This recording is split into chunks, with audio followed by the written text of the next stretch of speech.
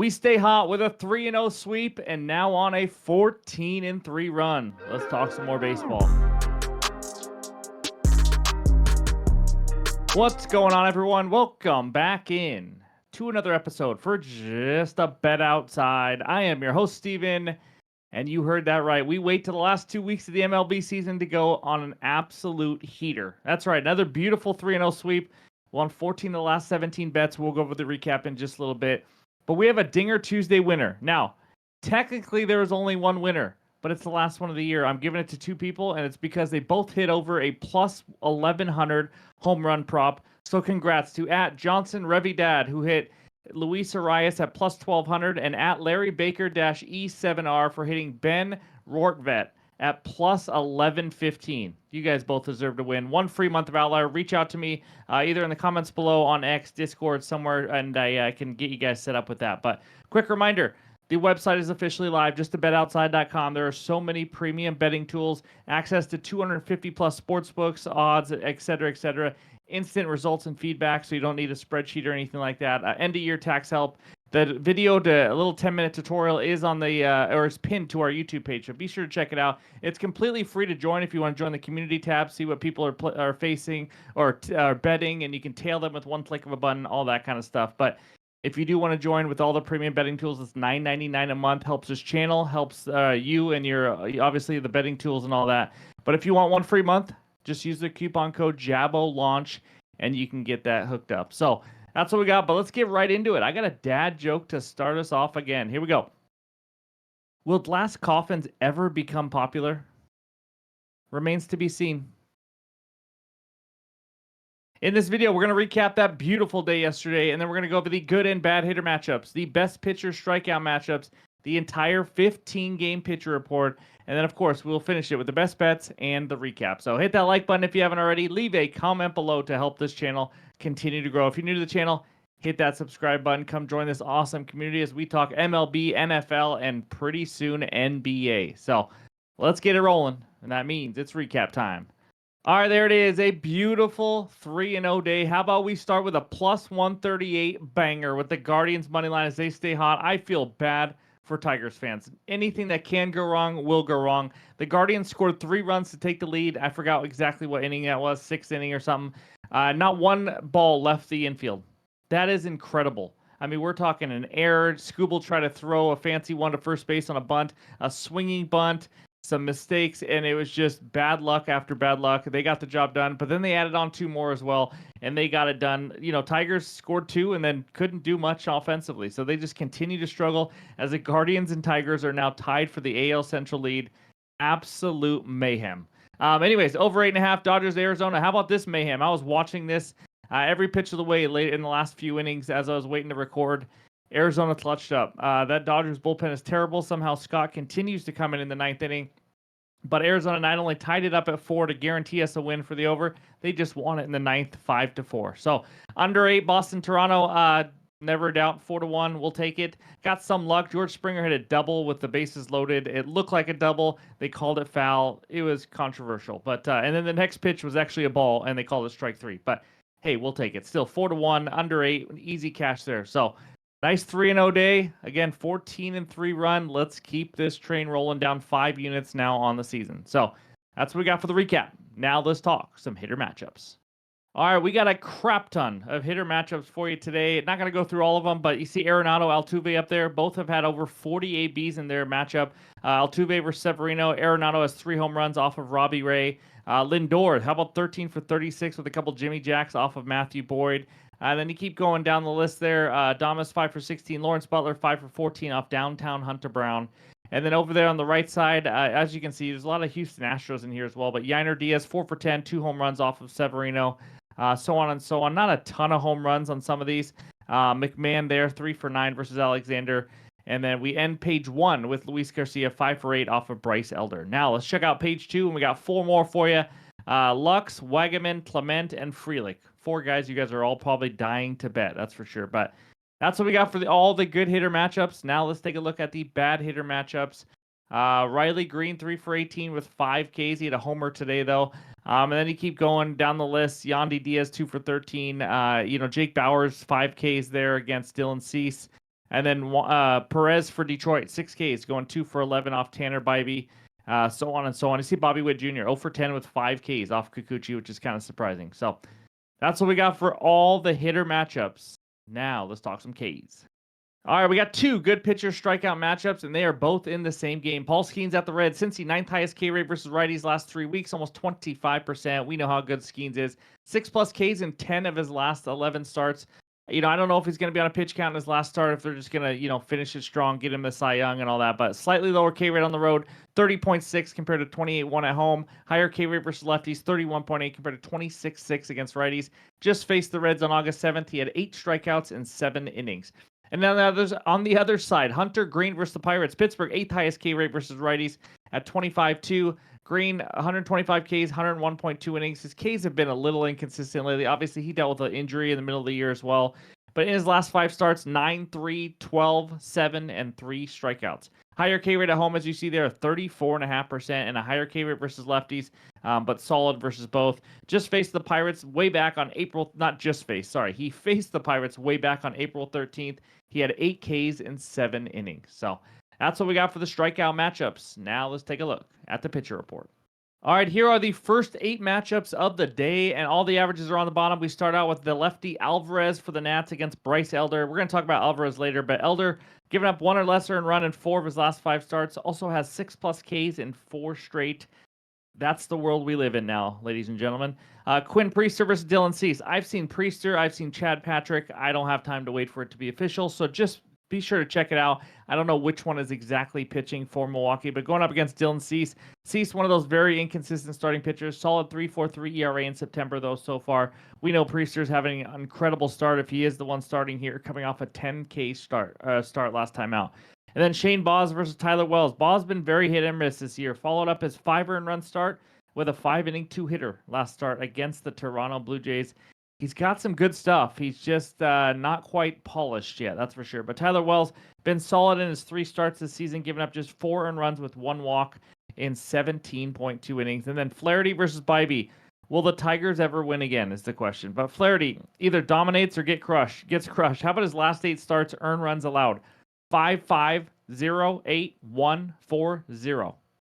It's crazy. Tanner Bybee, after a terrible stretch of baseball, he has now given up just 11 hits and 3 earned runs in his last 21.2 innings, along with 21 strikeouts. Like all the Guardians, just starting to figure out how to play baseball at the perfect time. And then Skeens versus Hunter Green. We just talked about their Ks, but Skeens struggled last start versus the Cubs, lasting just 3.2 innings. Cubs have seen him like 6 times now, but obviously he's been the best starting pitcher in the National League this year. Hunter Green coming off a complete game shutout, allowing just 1 hit versus the Cubs. Been a little hit and miss, though, since his return, but obviously that's a good sign. And then Ryan Weathers versus Luzardo, a pair of lefties. Weathers has made 2 starts after about 3 months off through 68 and 80 pitches. 1 good start, 1 bad, but the bad was in Coors Field. Luzardo we'll talk about in just a little bit. Ellard for the White Sox against Max Fried, another pair of lefties. Ellard is a bullpen opener. I don't need to waste time talking about it. Max Fried coming off a 7-inning shutout at Baltimore last start. After a rough stretch in August, he has looked much, much better, rounding into playoff form. Garrett Crochet versus Max Scherzer rounds out the first page. Crochet, his Ks are still piling up, but he has given up 4 home runs now in his last 2 starts. Just something to keep an eye on. And then Max Scherzer, we are going to talk about a little bit later. So that's what we got for page 1. Now let's move on to page 2. Jonah Tong, the rookie. After a really rough couple starts, we had his Ks, and he didn't make it out of the first inning a couple starts ago. But he just threw 5 shutout innings with 0 walks against the Padres. Walks were the biggest part. The fact that he got 0 was huge for him. He has 7 Ks in his 2 previous starts. But Matthew Boyd starting to wear down a little at a bad time, giving up 4+ earned runs in 5 of his last 6 starts. And just 9 Ks in his last 15 innings. It's not the same guy we saw earlier this year. And then Taj Mahal versus Jacob deGrom. Mahal isn't good. How about that? In his last 5 starts, he's given up 30 hits and 22 earned runs. That's over 25.1 innings. And then let's just say this about deGrom. Congrats to him for making it through a whole season. Honestly, that was cool because he's had some rough injuries. 167 innings, going to get a little bit more here. Pretty cool to see finally. But he's struggling lately, giving up 11 earned runs and 15 hits in his last 17.1 innings. And then Stephen Kolek versus Kikuchi. Kolek's pitched really well, especially for the Royals, but since his return in the 4 starts, how about just 5 earned runs and has gone 6+ innings in all 4. Kikuchi, it's been a struggle for him in September. He's given up 15 earned runs in 19.1 innings. Blake Snell versus Ryan Nelson. Snell racking up the Ks lately. 23 Ks in his last 2 starts. That's over 13 innings. We know he's got as good a swing and miss stuff as anyone else when he is on. Just 4 hits allowed in that span. That's right, 4 hits in his last 13 innings. Ryan Nelson, been steady. Last 5 starts, going 6 innings in 4 of those 5, and giving up just 22 hits and 7 earned runs over the 29 innings. And then Gordon versus Castillo. My goodness, did the Mariners try to blow it today. Gordon, just another Rocky starting pitcher that isn't good. I will say, though, he has gone 6 innings exactly in 5 of his last 6. So he is efficiently bad, I guess is how we'll put it. Luis Castillo settled down in the last 3 starts, giving up 2 earned runs in his last 18 innings. And then I have been waiting to say this all year. Sonny Gray is facing Robbie Ray down by the bay. Really, down by the bay. Honestly, you can't make this up. Gray versus Ray by the bay. Gray, been average this year. He managed to get out of a lot of jams, giving up just 1 earned run last start, but it was on 9 hits. I had the Brewers team total. They couldn't get it done. And then Robbie Ray, it's been ugly, to say the least, for him to end the year. Giving up 22 earned runs in his last 22.2 innings. If you don't know baseball, you are not supposed to give up an earned run every single inning. And then we finish it with, I think, Hunter Brown versus Severino. I've seen mixed results where some websites don't even have a pitcher listed. But Hunter Brown giving up 2 or less earned runs in 10 straight. We know he's awesome. I mean, not talked about enough. 2.3 ERA, 28 4K rate, good command. I mean, he's been excellent. Luis Severino, we've talked about this all year. He is mightily struggling at home. He hates pitching in this park, and he's given up 9 earned runs also in his last 3 starts overall. So that's what we got for the pitcher report and all the research help. And now it is time for the best bets. All right, this first one is an all-team total parlay. That's right. It has been a while. We can't go the final week without doing one of these. But minus 102 on DraftKings, I like this. I'm going 1 unit on this one. Give me the Red Sox team total over 2.5, Braves team total over 2.5, Marlins team total over 1.5. Now, let's talk the Red Sox first. They get to face Max Scherzer. He is mightily struggling. Scherzer in September, how about 11.7 ERA, 3.18 average against, and a terrible 2.10 whip. Now, it's just 3 starts. It's 10 innings. But still, it hasn't been pretty. And obviously, he's over 40, or he is around 40. And at the end of the year, you're not expecting much from him. But in his last 5 starts overall, giving up 4+ earned runs in 4 of those last 5. So, I mean, he's been giving up this 3 runs we need by himself. I expect Boston to get 3 runs off of him alone and not need the bullpen. But Red Sox offense scored 3+ runs in 8 of the last 10 games, averaging 4.3 runs per game, 13th in WRC plus versus righties in the last 3 weeks.